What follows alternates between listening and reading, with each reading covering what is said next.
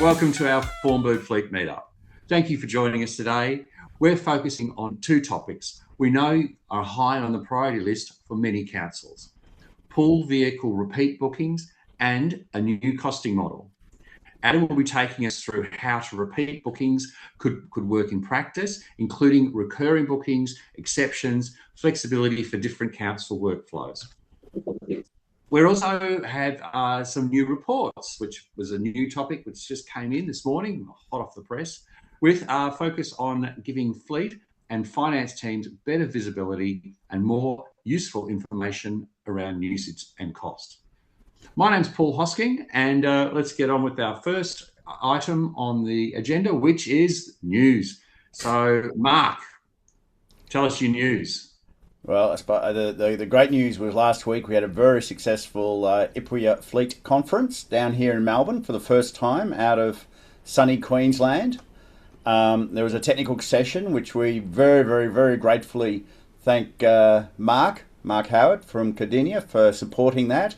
In fact, it was so successful that I had one of the guys come up and embrace a cuddle, saying how impressed he was with the whole interaction and speech and found it totally engaging, and that it was so much better than just a sell job in effect, and that he really, really, really enjoyed it. He said he even had goosebumps up his arms with the sort of whole which I thought was going a little bit over the top, because I don't think I know too many people who get goosebumps over presentations at Fleet, but that was his words, not mine.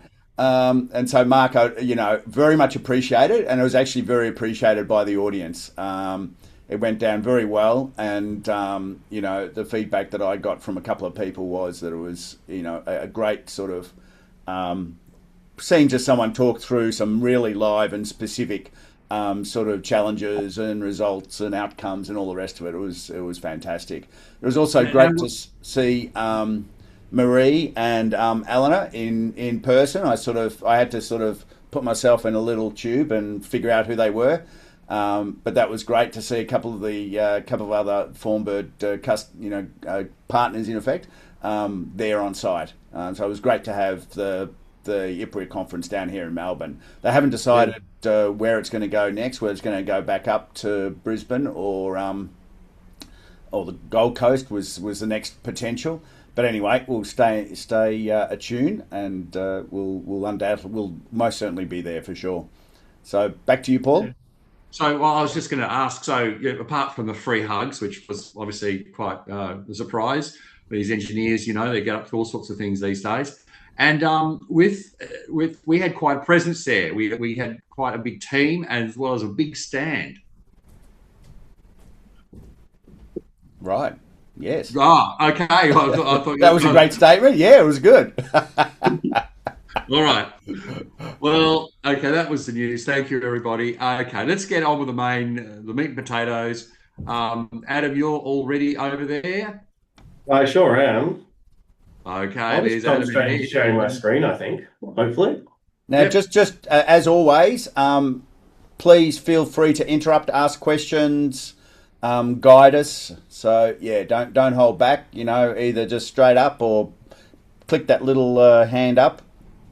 And I always say in demos and trainings that we do that I just appreciate the break from talking. So if anybody has any questions at any point, please interrupt me.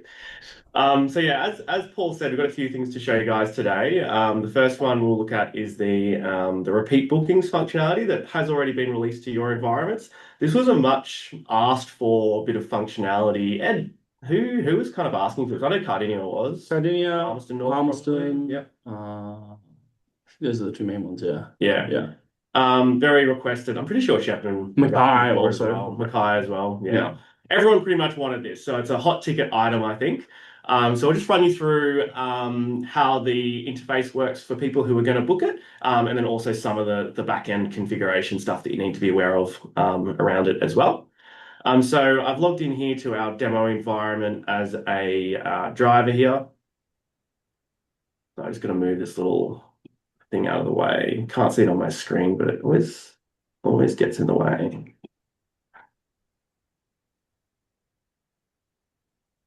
Is it the shadow? Can't really get rid of it. It's annoying. Oh well, work around it. So you can see here we're on our booking page, logged into the driver homepage here. A little tidbit to show you before I go forward is that we've now incorporated asset images into the hover over details about the assets. So if you upload your images to your assets, your profile pictures, they can now be visible on the booking page for people to help people identify the vehicle that they're booking, make sure it's appropriate for them, and also help identify it when they're picking it up as well. So I'll scroll down to the bottom here and select one of my assets to look at booking. So I'm going to select this one down here, which is this P90, it's a Ford Focus. And I'm going to select on the booking calendar like we usually do to select my time period that I want to book. And you can see it's got all the usual fields here. I can select my reason for booking, so I can select one of the pre-configured options or choose something else. I've also got my account codes if we're trying to integrate and capture costs and recover costs for bookings. So I can select my account code that's applicable. I've got my booking start and booking completion times populated here based on what I selected. You see this new section here, which is repeat booking. So what this allows me to do is basically open up this calendar here and then select more dates that I would like to book. And there's some good UI feedback here to help people understand and help people guide people to book vehicles. So if I change this back a little bit, it's going to change the way the booking calendar actually, that little repeat calendar displays. So if I push the start back a couple of hours, you'll see I've got this earlier booking here. So now if I open up the booking calendar, it's actually graded out. So this first booking that I'm trying to create overlaps with an existing one, so it's graying out the calendar. Then if I move this back forwards, you'll see that that grey out has disappeared again. So from here, I can say, okay, I've got my booking this afternoon that I want, but I actually want this to recur. So I can actually just select the dates that I want it to recur on. So if I want it to recur every Thursday, I can select, the next 3 Thursdays that I want it to repeat. I can then remove those as I want to. So the user's getting quite a lot of control about how these recurring bookings are created, and they have a lot of control to modify it and adjust it customize it based on what they need. I can also just select like a daily repeat booking effectively. So I can select Monday, Tuesday, Wednesday, Thursday next week in the afternoons. And that'll go through and create a booking for each of those. We'll see here that on Monday, it's coming up as a conflict there. So there's another booking already on Monday. So if I scroll across in the calendar a little bit to Monday, we can see that booking that it's conflicting with. And if I scroll back down, we can see that there's already another booking here in the afternoon on Monday. So that's why it's not letting me create another booking there. So it's automatically detecting those conflicts. And then I can go through and create the booking.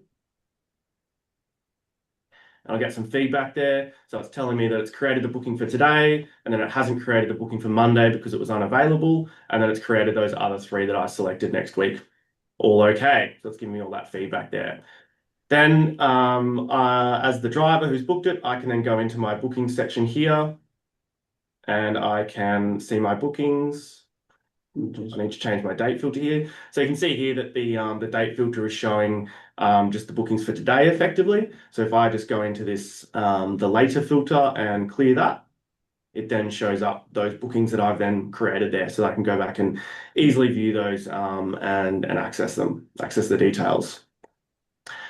Any questions on that side of things before I go into the configuration of this? No, all good. Continue Now on. sorry, I Yeah. have a question. Go So for it, you mate. using asset booking software? Yeah, that's correct. So this is our asset booking functionality. It's basically included within our fleet management system, Formbird Fleet. Okay. No worries.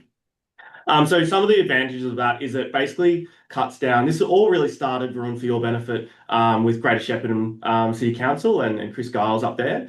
He was looking for a booking system solution that integrated with his fleet management system, basically so that all was incorporated into it, so that he had less duplication of data across, your booking system and your fleet system. You have less duplication of users across your fleet system and your booking system, and you can start to really leverage the details that we can capture within a fleet management system that might not kind of automatically turn up in a booking system, like blocking it out based on it being down for maintenance or safety items being flagged. All of those sort of things is what we're kind of aiming to achieve with incorporating this into the fleet management system. Yeah, because we using Oz Fleet. So my question is, if is your this asset booking can communicate with Oz Fleet as well if you want to merge both together or not? Certainly, Formbird's a very open platform and has open architecture around APIs, so it's very integratable to other systems. So obviously, we have an integration to Keywatcher, so that's how we're combining our booking system with actually managing those keys. So you can see these orange key symbols on the screen here. That's showing up that the asset actually has a key that's managed by a key cabinet, basically, without going into too much detail. So we have integrations there. We have integrations to a few different telematics systems like Geotab, eRoad, and IntelliTrack. And we also integrate into Authority Altitude as well. So we have, a lot of different integrations, not specifically AusFleet at the moment, but certainly our architecture is very open. Yeah. Happy with me to continue on, guys? Great. I'll get rid of this page. So some of the configurations going on in the background there, and I'm really focusing in on the configuration that applies to the repeat booking functionality. There's obviously a lot more sitting behind the scenes. You can see that we've got our available for hire days and available for hire times. That feeds into that repeat booking availability that we have there. And then on the overall booking configuration page, so this is the kind of specific configuration page for everything related to bookings. There's a couple of things that I'll draw your attention to, basically, because they are specifically related to repeat bookings. So we've got permission to generate repeat bookings. So within your environment, you can actually control which types of users have permissions to generate those repeat bookings. So typically, drivers are kind of your run-of-the-mill people who are booking vehicles, but then you can control it down to work supervisors. So they're kind of the managers of operators and drivers, and control it, asset managers, your regular operators, workshop supervisors, technicians, all those different user types. You can control how you want those people to be able to access repeat bookings. And you can also control the repeat booking visibility as well alongside those permissions there. Have I missed anything, Ed or Paul, around that? No. Cool. So the next thing I wanted to talk about today was how we've changed the charging model for bookings. So bookings generally not, it obviously includes repeat bookings.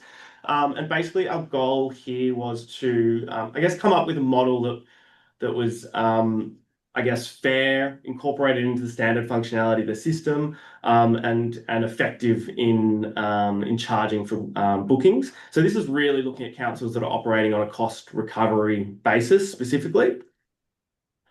The goals really are to encourage people to book vehicles based on the expected time and try to be accurate with how they book vehicles. And also charge more fairly than we were before around bookings that run over multiple days. So basically capping the amount of charge that someone can get for a particular period. And then the ability to define the start of a day, basically. So what we're kind of doing with the more fair bookings is we're basically saying we have an hourly rate for an asset that it gets charged out at, and then also a daily rate. And that daily rate for the asset becomes a cap for that 24-hour period effectively. So there's also the ability to say when that 24-hour period starts for your organisation. So it could be midnight, could be 6 a.m. That's what Palmerston North were looking for. And yeah, part of me this really came about from discussion with Palmerston North, and a key goal of theirs was to make sure that people weren't charged basically for more than 8 hours a day. So yeah, a more fair charging model. So I'll run you through a few examples here. So this first one is a booking. Obviously, I've created all these ahead of time. Well, actually, Ed did really. We've created all these ahead of time just to kind of save time in the demonstration process. So we've got this booking here. It's for an asset. Its duration is, sorry, this little box is in my way here. I'm gonna have to try and move that so I can actually, I can actually just use the screen over here. So we can see our higher duration is 6 hours. The higher cost for this booking is 60 hours, and the higher rate is $10. We can also see over here that the higher rate being applied is hourly. So this asset only has an hourly rate, so it's just going to charge based on that basis. So if it's booked for 6 hours, it's going to be charged for 6 hours. If it's booked for 24 hours, it'll be charged for 24 hours. So it'll be $240 in this case. The next example here is another asset. This one has been booked for 12 hours. Is that right, Ed? Mm-hmm. Yeah. And so at the higher rate of $10, $10 is a nice easy number for us to work with. That gives us a higher charge of $120. This next one only has a daily rate configured against the asset. So this is all kind of controlled, or how it uses the hourly rate, daily rate, or a combination of both. And that cap model really depends on the asset and can be defined on the asset itself based on the rates that are configured. So we can see here that the daily rate is being applied here. The highest started at 10 a.m. And finished at 1 p.m. So that's 3 hours. But because the asset only has a daily rate configured, where instead we end up with a higher duration of 0.13 days. And the higher rate is set at $80 a day. So the higher cost is just a flat $80 for that period.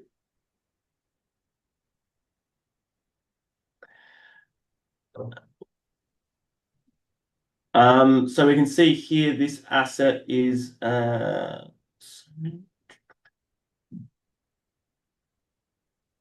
12 hours. So we can see here that this asset, the hire commenced at 7 a.m., finished at 7 p.m., so it's 12 hours. It's got a higher rate of $10 and a higher rate to apply of hourly, so that's $10 an hour. So that resulted in $80 charge for the booking. Obviously, 10 times 12 hours is 120. But because this asset has a daily rate configured, which is $80 a day, the system is basically detecting that the 120 is greater than 80, so it takes the 80 instead for the period. This one is similar, so this one has an hourly rate and a daily rate configured. So you can see here it's saying higher rate to apply is hourly. We've got a higher duration of 28 hours. So we can see the hire commenced there on the 1st at 6 a.m. and then concluded the next day at 10 a.m. We've got the higher rate there of $10 an hour. So obviously based on an hourly rate calculation, that'd be $280. But we've only hit $120. So that's based on 1 day, so $80, plus another 4 hours from the difference between the start time of a 24-hour period or the day being 6 a.m. and 10 a.m. So that's $40, so that's 80 plus 40, $120 for the higher cost. And then the last one here is a similar example where it's got hourly and daily. We can see that higher rate, $10 an hour. We've got a higher duration of 73 hours there, so it's running from the 8th of the 4th from 3:12, sorry, 3rd of the 4th from 12 p.m. Thank you, Ed. And it finished on the 6th of April at, sorry, oh yeah, that makes sense, at 12 p.m. Yeah, so it's 3 days, but over the weekend. And so what that ends up being basically is, Ed, can you help me out here? What's the... You get charged for 1 full day and then an extra 6 hours, because we don't charge Saturday, Sunday, because council, this basically came out of Palmerston wanting people to be able to take vehicles home over the weekend, because that's something that their process allows. But not wanting to charge for the Saturday and Sunday when the vehicle is just sitting at someone's house, not being used, because no one's working on the weekend generally in council. And if they are, it's an exception and there's another process around that. Yeah. And then I guess the whole point of this in terms of Palmerston North is that they want to then take this data out of our system and feed it back into their finance system, Authority Altitude, to be able to do that cost recovery against the account codes and the overhead accounts. Any questions on that, guys? Bit of a hard one to talk about. A lot of maths going on there. Do you want to talk about the rules around when you get charged? No, I don't think so. No. All good? Continue on? Yeah, all good. On to the next topic. So this is a sneak peek into some reports that we've been working on the last few weeks. These reports have really come about from discussions with Cardinia, so you guys, Mark and Di, and also Palmerston North, to really start, now that the booking system has, the functionality has really evolved quite a lot. You can see like the richness of functionality that we've got in it.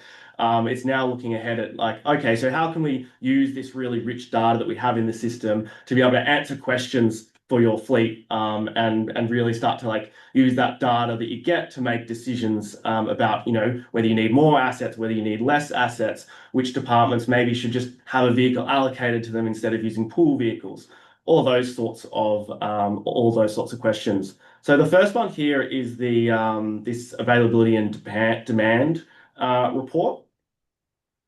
And the purpose really is to look at, I guess, analyze availability and demand. It's kind of in the name there, at a granular level, but also kind of identify these peak availability and peak demand periods. Some important definitions to kind of start us off is available, in the context of this report, is basically what's not unavailable, if you like, with unavailable kind of being defined by bookings, by booking days, so any days that an asset's not available for booking, any maintenance periods, so any times that the asset wasn't available due to maintenance, and also those, you know, safety items like safety tags and urgent daily drivers. And then we've also got demand. So demand is basically where a booking is running through the time period. So through the time period in the report, through the time period in the report down here, which we'll kind of dive into a little bit. And then wherever we talk about booking count, we're talking about the number of bookings that have been commenced within that time block. So you can see a bit of configuration at the top here. I've run this report for the 1st of April through to the 9th of April here, and I've selected a particular pool that I want to run this report on. So I can actually change this and select a different pool. But I've gone with passenger vehicles. I can also go even further and filter this by locations. So I could choose the depot or choose the Preston office. And then we can filter it by a specific asset or assets if we want to, and also asset groups. So you might want to look at passenger vehicles versus heavy vehicles, or passenger vehicles versus bicycles, or look at those more specific subsets of your booking pool. Once you change any of these filters, we select apply filter to basically rerun that report. So you can see here we've got a report summary. We've got the total assets in our fleet, which is 11. So that's the total assets in this case within the passenger vehicles pool. We've got the highest availability, so that's 11 assets. That's good. Nothing's really kind of sitting out of availability. The lowest availability being 2 assets. The highest number of booking starts being 4 bookings in a period, and peak demand being 8 bookings. So in this report down here, we can see our assets available. On the left-hand side, we've got our dates. So this was the 1st of April here, back on April Fool's Day. And we've got our time slots. So it's broken down into hour blocks. And you can see this checkbox show available is automatically or selected by default. So that's that number that we're actually seeing in the middle of the cell here. And then the coloring of the cell is a heat map, basically, to try and visually represent the property, I guess, or how it's performing. We can also select show demand. So you can see that adds a little bit more complexity into what we're looking at.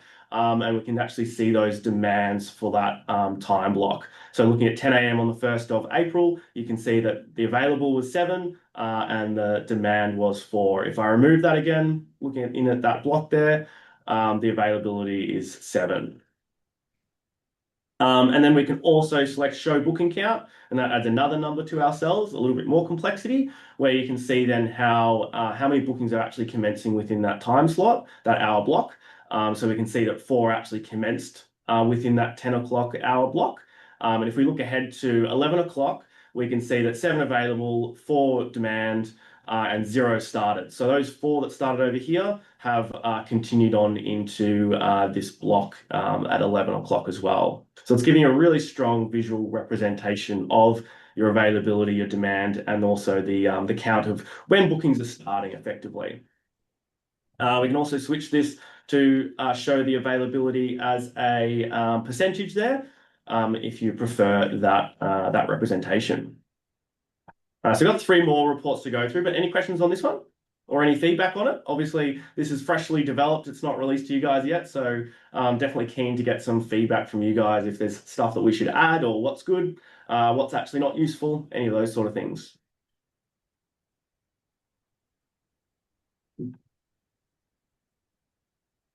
Mark Howard, are you there?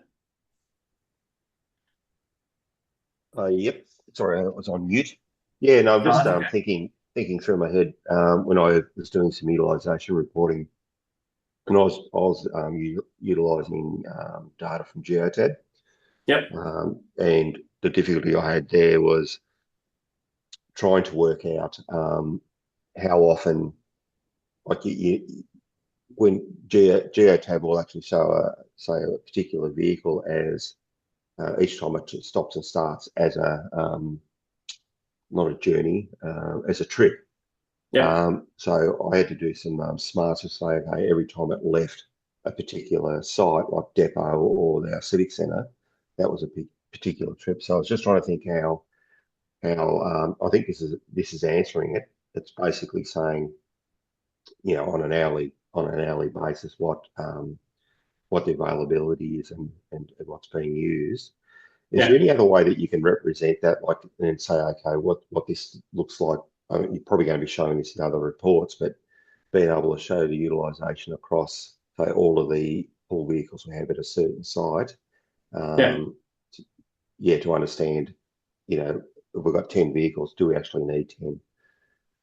Yeah, I guess this is kind of what we're starting to try and look at with this report. Obviously, you can run it over different time periods, but it's basically to help you. It's like quite a hard like visual problem to solve, I think. Trying to identify, that's kind of the question we're trying to answer, Mark, is like, can I get rid of a vehicle? Basically, that's kind of the whole point. Yep, Or do I need more vehicles, I guess. exactly. Yeah, And yeah, it's really tricky to be able to because there's so many different factors. There's like the type of the vehicle. There's just because I have an extra vehicle 90% of the time, 10% of the time I don't. Does that mean I need an extra vehicle, or does that mean I can get rid of a vehicle? What are those considerations there? And that's quite a hard question to answer. So this is definitely kind of starting to provide mm, that visual representation of where you could look to maybe get rid of assets or where maybe you need more assets. yep. Okay, thank you. Any other guys got any comments? No. Continue on. So the next one is the booking activity report. This one, I'll just refresh the page here.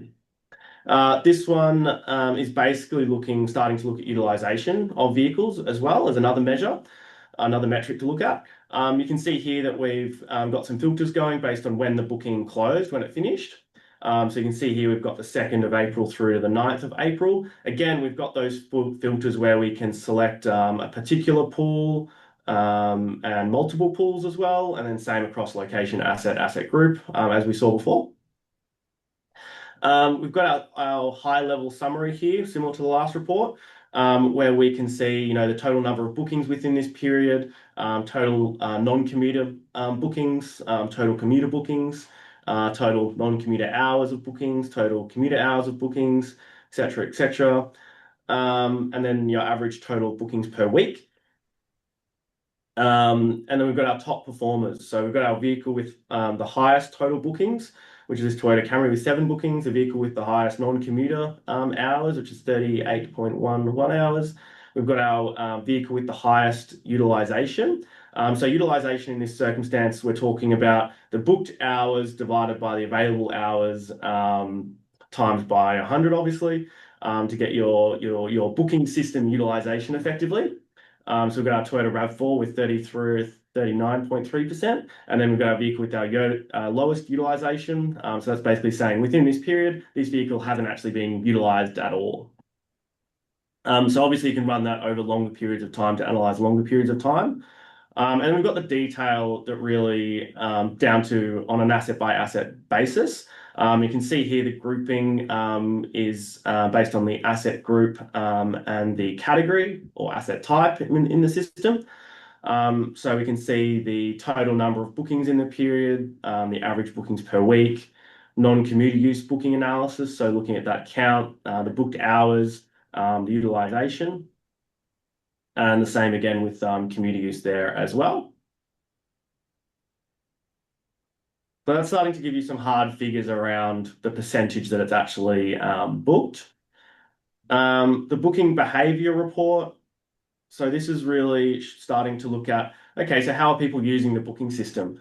Again, we've got our booking closed or cancelled date filters. So this is running from the 9th of March to the 9th of April. Got a little summary up the top here. So Ed, you're really making a lot of bookings in the. Yeah. Maybe we should allocate your vehicle, Ed, Maybe. that many bookings. Yeah. So we Ed with the most bookings there. The most commenced late, Paul. So you're turning up late to collect your keys by the looks of it regularly, with 3 I'm not very occurrences. reliable. Yeah. And then we've got the most automatically cancelled. So that's 8 occurrences of Ed just not actually getting to the key cabinet to pick up his key at all before the booking cancelled. And the most cancelled overall as well. So automatically cancelled is where the booking's sitting there, you get to that configured time, so maybe 10 minutes or 15 minutes after the booking start time. And we detect through the API basically that the key hasn't been taken and it gets automatically cancelled. It's also possible just to go in and cancel your own bookings as well. So that's the discrepancy in these numbers is Ed's also gone in and cancelled a few bookings manually, or someone else has cancelled his bookings manually. We've got our most common reason, which is no reason recorded. So we're not really doing very well at recording our booking reasons in this in Fleet Dev NG here. And then we've got our analysis according to user. So we've got our count of bookings that are late or not started or cancelled by the user. So we've got commenced late here. So I can sort on these columns here to see the biggest numbers at the top if I like.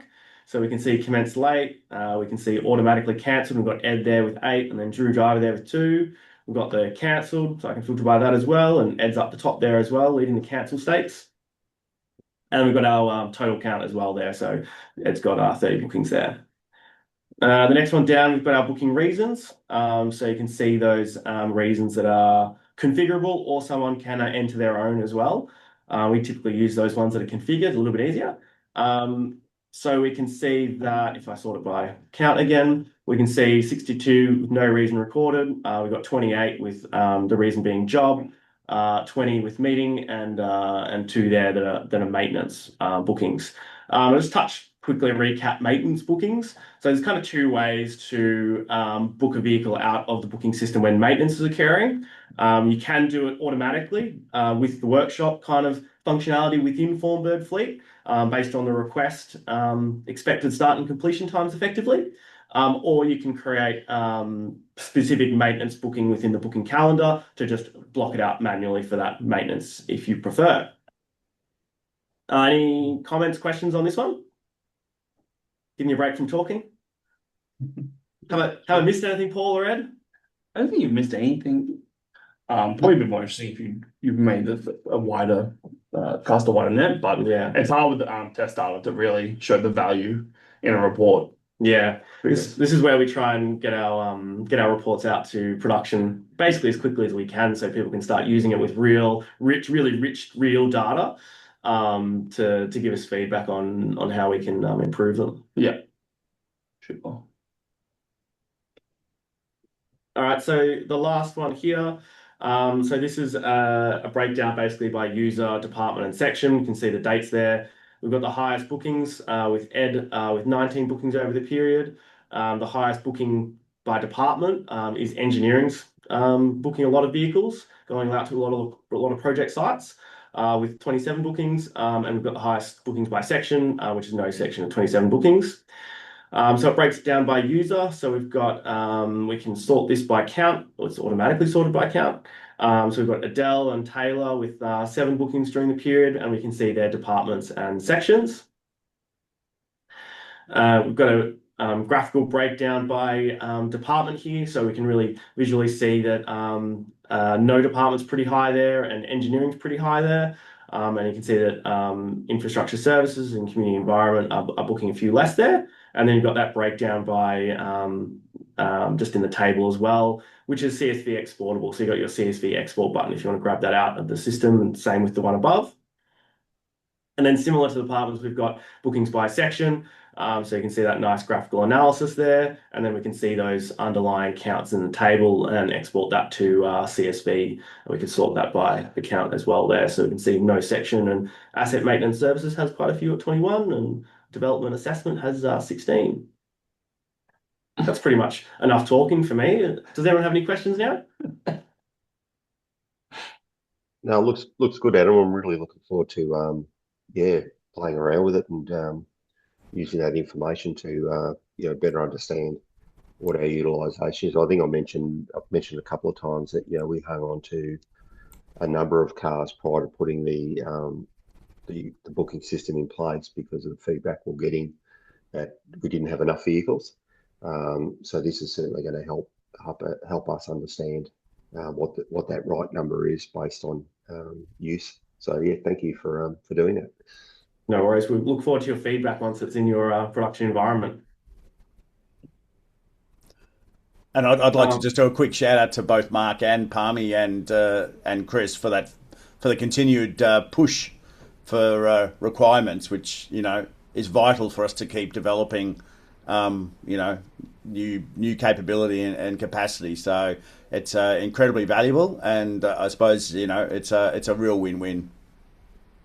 Definitely. And Mark Howard, what you're talking about earlier with like the geotab and trip data analysis, that could end up being something that's interesting to understand bookings at like a deeper level, a richer level. Obviously, we're trying to look at, okay, what's available, what's booked, those kind of questions. But it'd be interesting to understand how that kind of analysis, looking at like a booking and the trips, or how a vehicle's used within that booking, how that would benefit you guys, would be a very interesting conversation to have, I think. Yeah, absolutely. Yeah.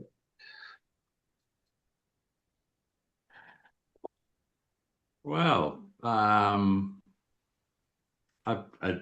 we done, guys? Thank you very much for everybody coming. That was fantastic, Adam, as always, and very detailed. And thank you for everyone for joining us. And we hope you enjoyed this session and found the information useful.